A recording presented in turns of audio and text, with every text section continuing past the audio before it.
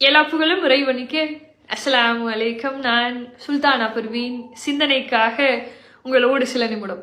நம்மளை சுத்தி நிறைய பகைவர்கள்லாம் இருக்கும்போது நம்ம கிட்ட யாராவது கேட்டாங்கன்னு வைங்களேன், இந்த பகைக்கு என்ன காரணம்?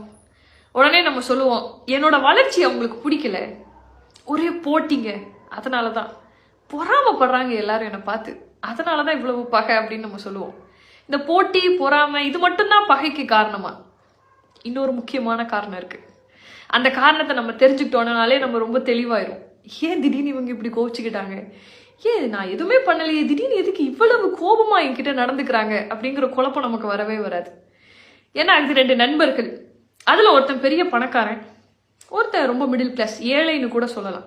இந்த ஸ்டேட்டஸ் இருக்கு இல்லையா, இது அவங்களோட ஃப்ரெண்ட்ஷிப்குள்ள எந்த பிரச்சனையுமே ஏற்படுத்தல, ரொம்ப ஸ்மூத்தா போய்கிட்டு இருக்கு அவங்களோட ஃப்ரெண்ட்ஷிப். எப்பவுமே அப்படி இருக்க முடியுமா? மனசுன்னு ஒண்ணு இருக்குல்ல, அது எப்பவுமே ஒரு மனுஷனை ஒரே நிலையில வச்சிருக்காது.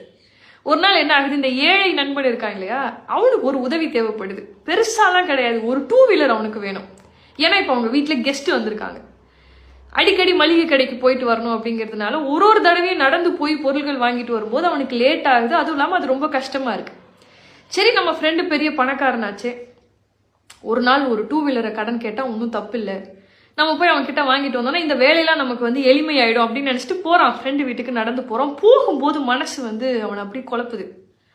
ஒருவேளை அவன் கொடுக்கலன்னா, சேச்சே, மனசு இவன் கிட்ட பேசுது, இவன் மனசு கிட்ட பேசுறான், சேச்சே, அது எப்படி கொடுக்காம இருப்பான்? எவ்வளவு நாள் நட்பு எங்களோடது. முதல் தடவையா ஒரு உதவி கேட்கிறான், அவன் கொடுக்க மாட்டேன்னு சொல்லிடுவான், அதெல்லாம் அவன் கண்டிப்பா கொடுப்பான். இன்னும் கொஞ்ச தூரம் நடந்து போறான் வீட்டை நோக்கி. மனசு மறுபடியும் அவனை இப்படி குழப்புது. இத்தனை நாள் அவன் உன்கிட்ட நடிச்சிட்டு இருந்தானா நீ என்ன செய்வ?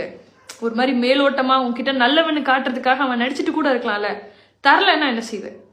இவன் யோசிக்கிறான், அப்படிலாம் இல்லை, தராம இருக்கிறதுக்கு வாய்ப்பே கிடையாது, எப்படியும் அவன் கொடுத்துருவான். மறுபடியும் மனசு என்ன குழப்புது அப்படின்னா, வேணா போய் பாரு, வண்டியில பெட்ரோல் இல்லைன்னு சொல்றானான்னு பாரு.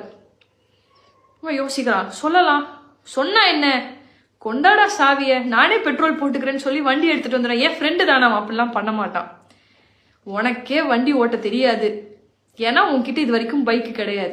உனக்கு வண்டி ஓட்ட தெரியுமா தெரியாதான்னு கூட அவனுக்கு தெரியாது இல்லையா, தர்றதுக்கு வாய்ப்பு இல்லை. எப்படியும் காரணம் சொல்லுவான், நீ வேணா பாருன்னு மனசு அவனை போட்டு குழப்பிக்கிட்டே இருக்கு. இப்போ அது அவனுக்கு கோபமாகுது. பஞ்சர்னு சொல்றதுக்கு வாய்ப்பு இருக்கு, அவங்க வீட்டுல கெஸ்ட் வந்துட்டாங்க, எனக்கே வண்டி தேவைப்படுதுடான்னு அவன் சொல்றானா இல்லையான்னு பாரு அப்படின்னு மனசு குழப்பணும்.